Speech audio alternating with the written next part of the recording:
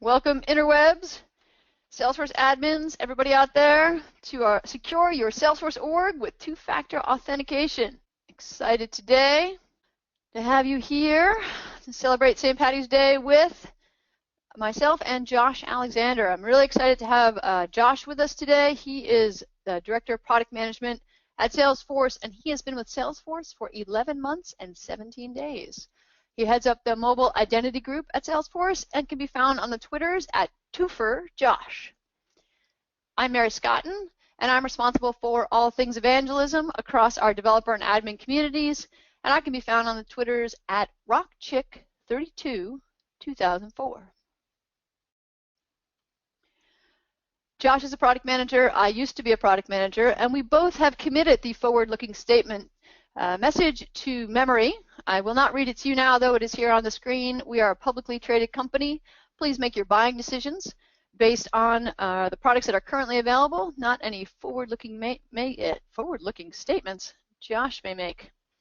I won't make any. So I'd love for you to follow Josh and I on Twitter. We also love to get social with you on the Salesforce admin Twitter handle. That's Salesforce admins, no I in admin.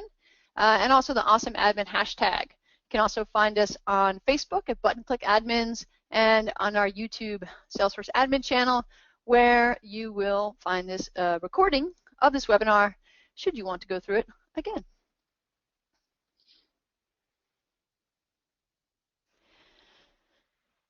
Today, we'll be taking questions in our admin webinar group. So if you've been on a webinar with us before, there's a group in the success community, that bit.ly/admin webinar group will take you directly there. It's a public group. And then as we go along, you can ask your questions in there, and we'll be fielding them in the background. And we'll also take some time at the end to do live Q&A. So our agenda for the next 30 minutes, we're going to cover some best practices for keeping your org secure, and then get into what is two-factor authentication, an overview of our new Salesforce Authenticator app, and a demo of the app and how to set it up in Setup. Let's first go with the best practices. So in terms of best practices, it used to be, oh, you know, somebody's going to hack into my system. Now it's actually somebody's going to hack into my people.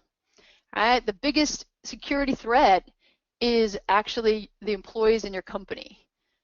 According to the PwC Global State of Information Security Survey, 2015, employees remain the most cited source of security compromise. So it only takes one employee to set off a chain of events that can compromise your company's data.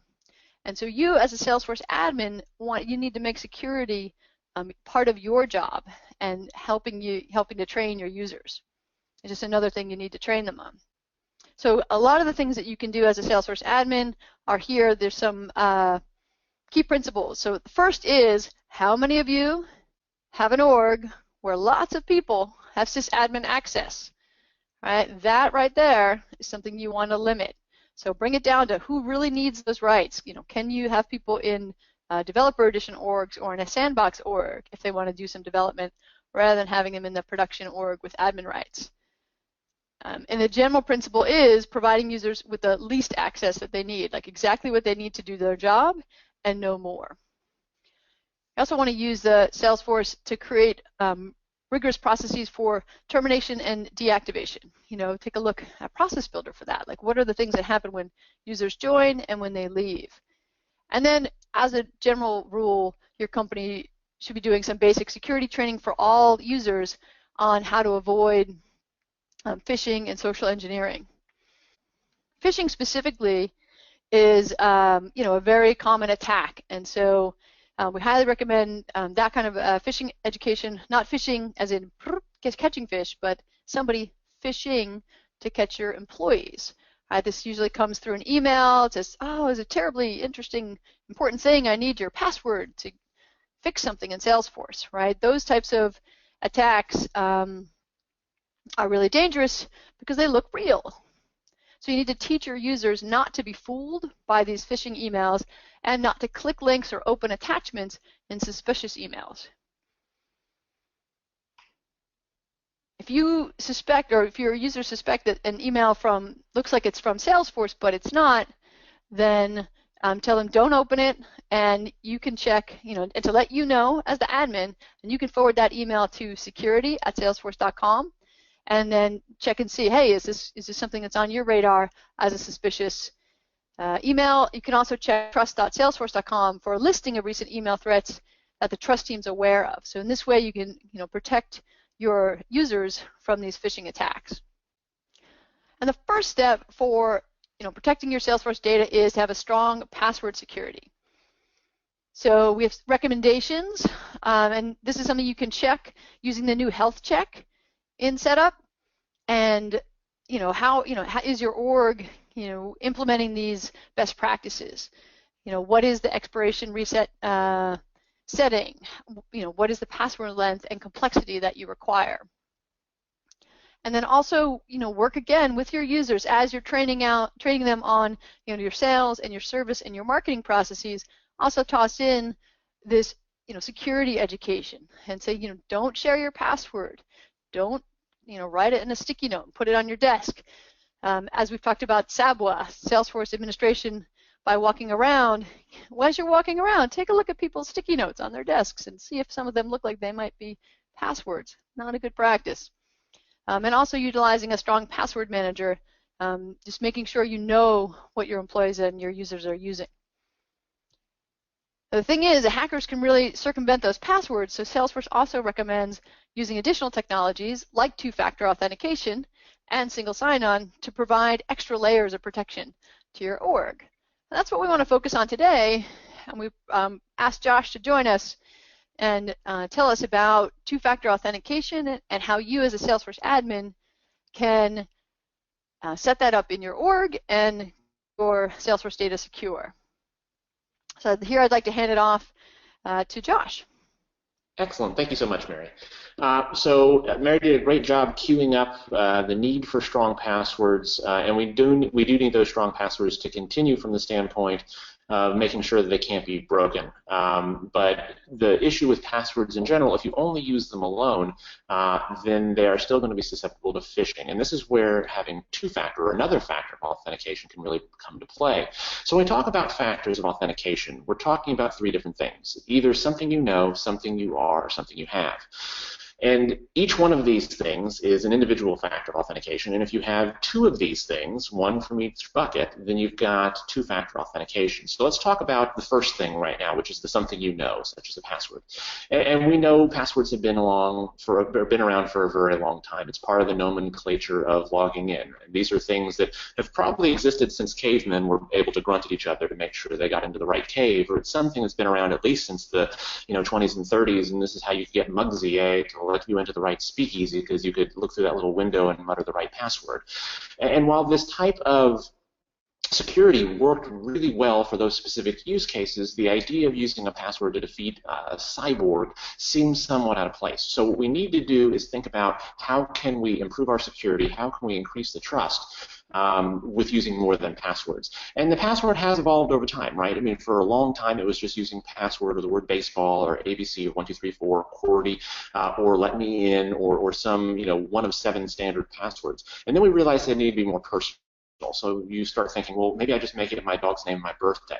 And then, unfortunately, that doesn't have enough differentiation, and so you capitalize the first letter of your dog's name. Or then you do that magical transcription where you change all the E's to 3's and put some sort of special character at the end, so it becomes, Annabelle 1020, that's very, very excited. And again, these are making it more difficult to break a password, but no more difficult to phish a password.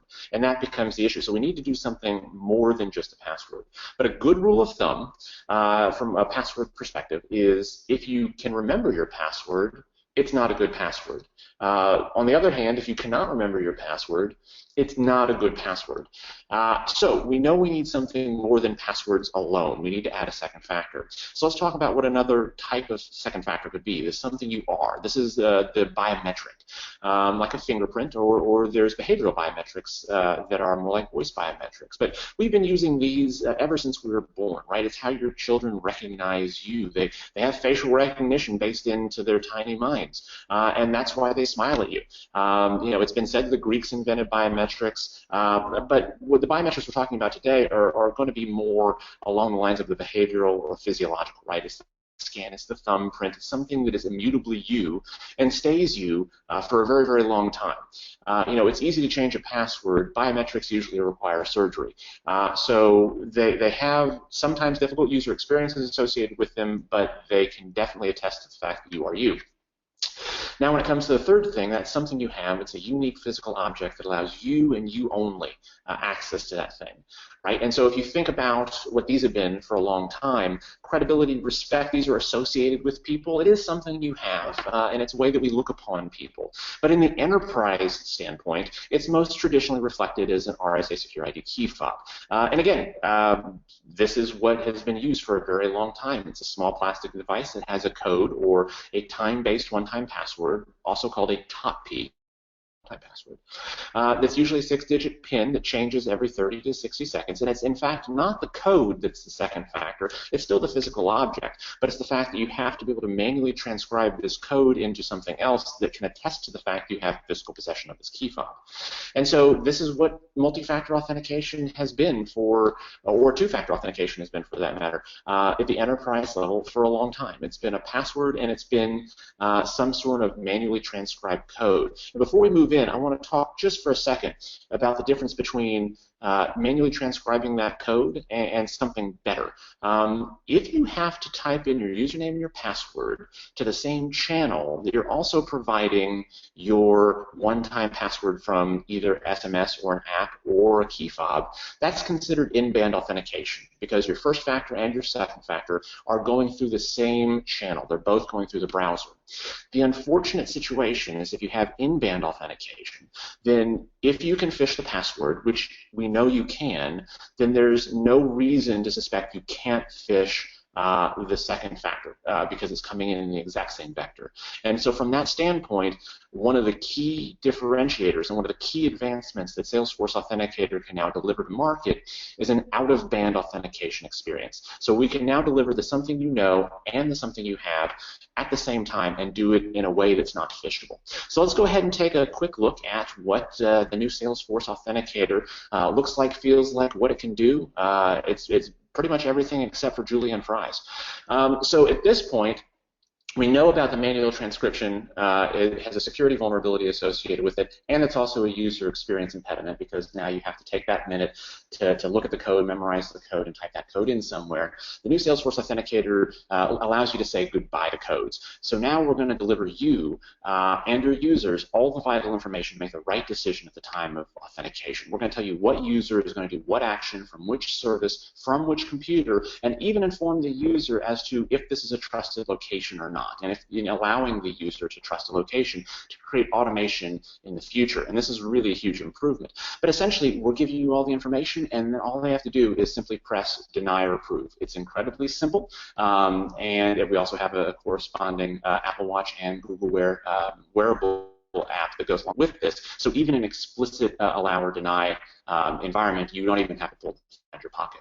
But we do take it a step further because we want to make the user experience so great that there's really no reason a user won't adopt it, and we want to increase it so much that we also have the ability to create automated responses to normal behaviors. So if it's the same user doing the same action from the same location, from the same computer, from the same service, then the phone can respond automatically for some of those responses, essentially creating what would be considered invisible strong, out-of-band, two-factor authentication. We're going to show you all of this in a second as well. But before we do that, I want to talk about a couple other awesome features. We also have this new ability to deny, and we do deny triage as well. So it's not just if you see an authentication request that looks suspect that you just denied arbitrarily. We also have the ability to deny and effectively flag it so that an admin, yourself, or somebody else on your team can be alerted to the fact that there's an incident that needs to be looked at. Again, making sure that if there are vulnerabilities, they're isolated, they're known, and making sure that the user has a great experience along with this as well. And the last thing we're definitely going to hit on is how easy this is to set up as an admin. It's really just 2 steps. I'm going to show you how to create a two-factor authentication permission set and assign it to a user, and that's it. The next time the user logs in, they're going to be instructed to download the app and pair the app, and we're going to walk through all of this right now. It is really easy and incredibly powerful.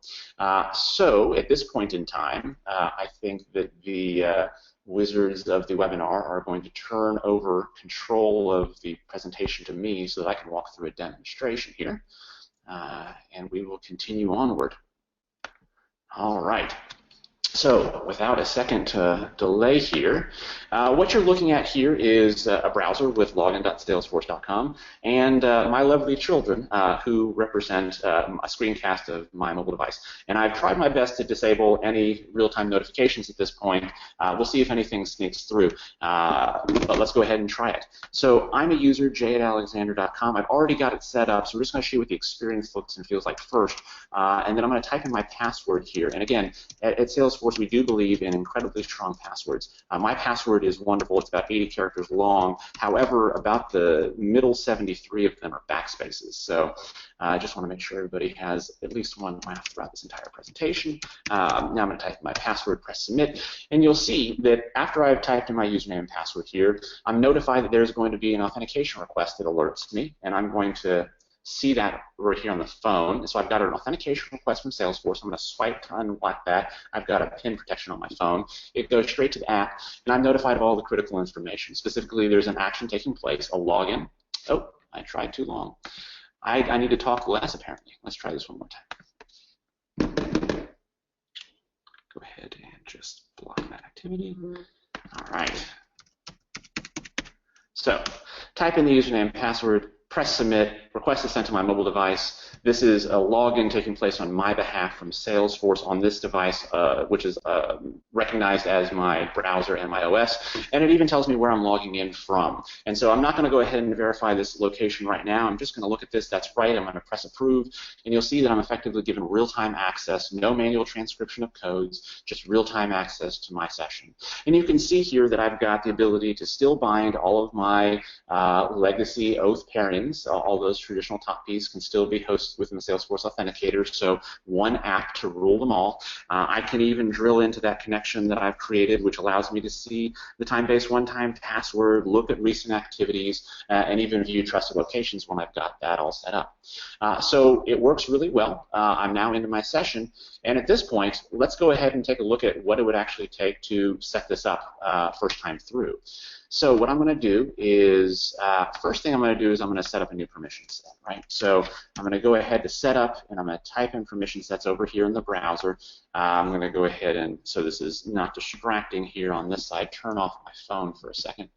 And you can see that I've already got a two-factor authentication permission set here right now. I'm going to go ahead and create a new one for you, and I'm going to call this one 2FA for all the cool people on the webinar. I think that one's good, and I'm going to name the API the same thing with an X in front, and you just hit tab, and that fills in for you. And then I'm going to ascribe this to the Salesforce license and press save. And now, the only thing I have to do is go to System Permissions in order to afford a new permission set here. To make sure there's nothing in the browser that I need to take a look at. And the thing that I always forget about is to press edit. So I'm just going to stress that real quick. I know it's exciting to scroll down and go straight to the two-factor authentication permission set here, or the perm all the way at the bottom. Two-factor authentication for user interface login.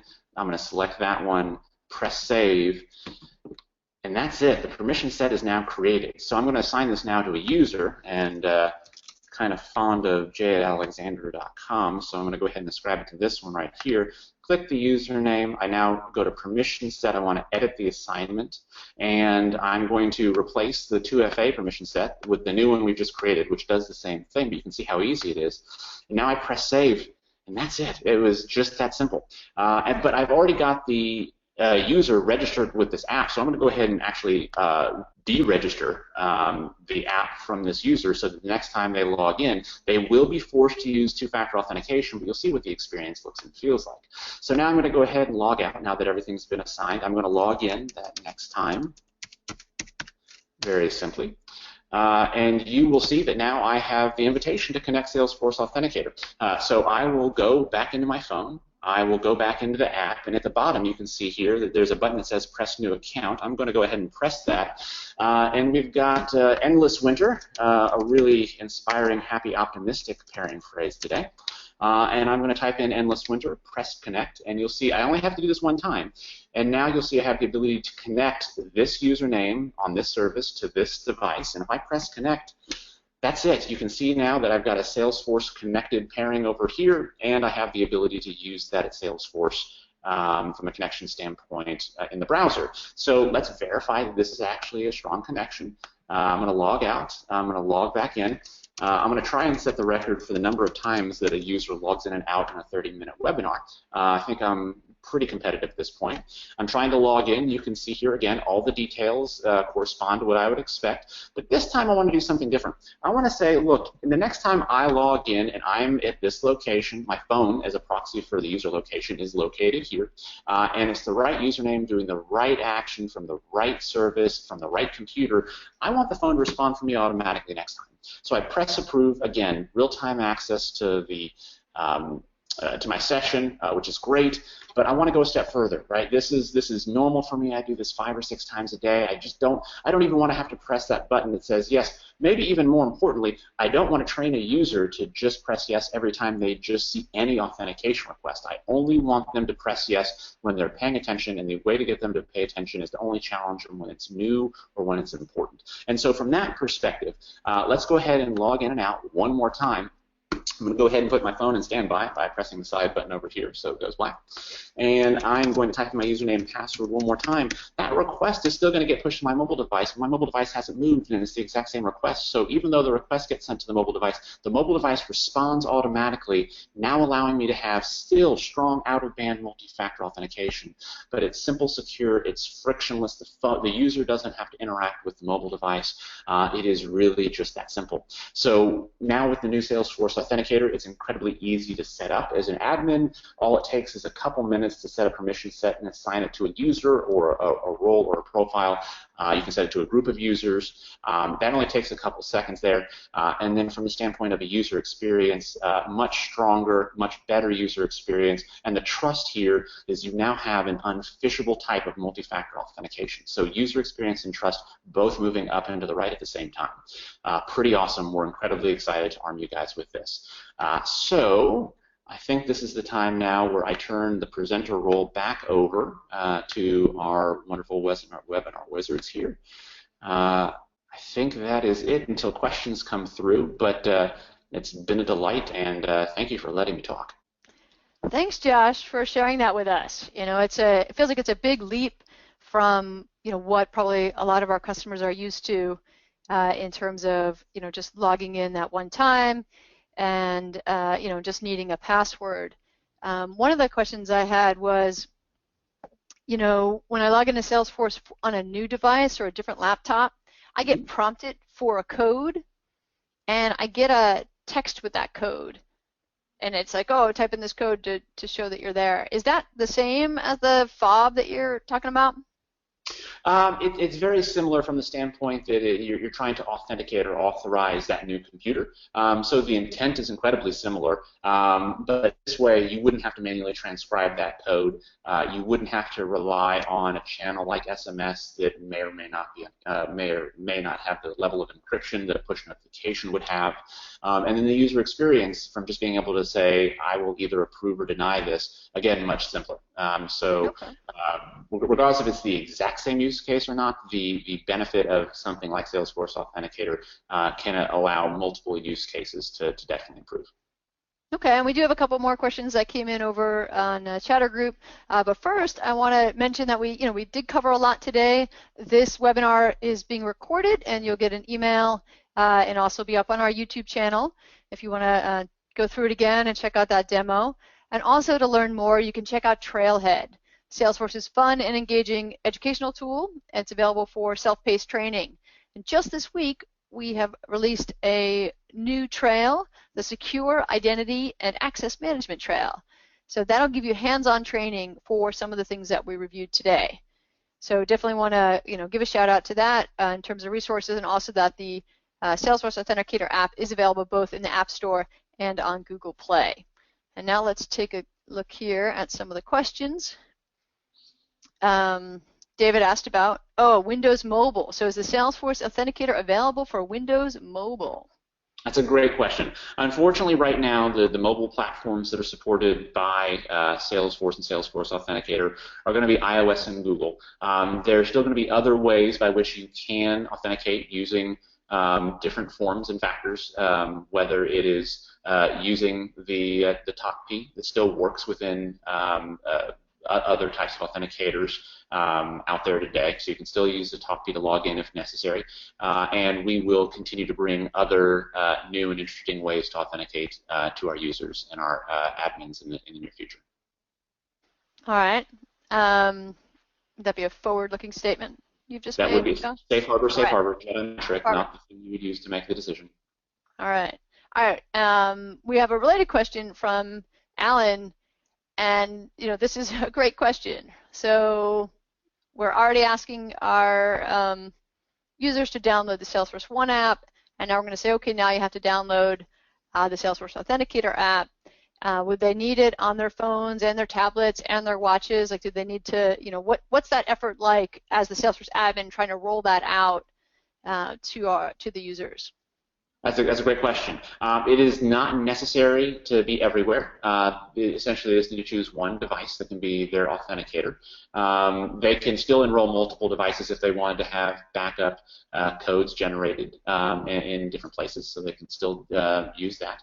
But as far as the ask to the user, the nice thing about Salesforce Authenticator is that it's not just the authenticator for Salesforce, but you can also have your users use this for other authenticators for other services. So if there are Google accounts or Evernote accounts or Dropbox accounts or other accounts that should or need to be protected with multi-factor, then they can still use the Salesforce Authenticator to generate those codes as well. All right, and a related question from Evan. What if not all of our Salesforce users have a smartphone? It's a great question. Can we still use two-factor authentication? There is still ways to use two-factor authentication. You can use SMS. You can use other ways to connect to your customers, or connect to your users. And again, forward-looking statement, there are many new exciting forms of authentication coming out very soon as well.